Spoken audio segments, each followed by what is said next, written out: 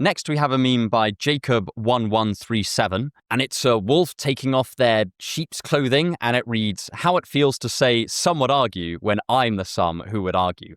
I think almost every philosopher and every philosophy student has done this at some point. I've done it. I've done it in videos. Occasionally, you'll have a point, and it's a point that you do feel strongly about, but at the same time, you're not that sure that it's a good point. And so, rather than owning up to it, which may be the more honest thing to do, you sort of say, well, you could argue this, or some would argue this, or even some have argued this, if you can find another thinker that's argued something along the same lines.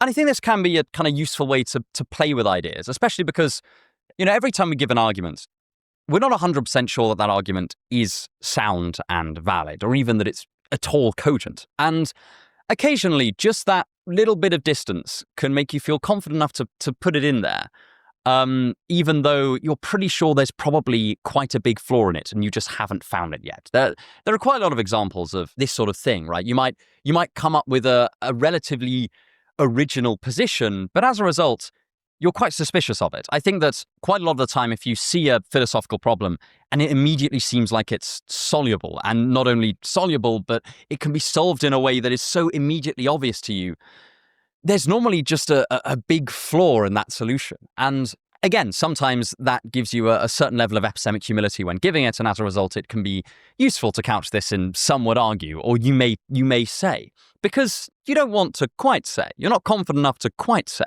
but you might say. Perhaps even you would say if you had more time to look into it. But for now, it's just that some would say.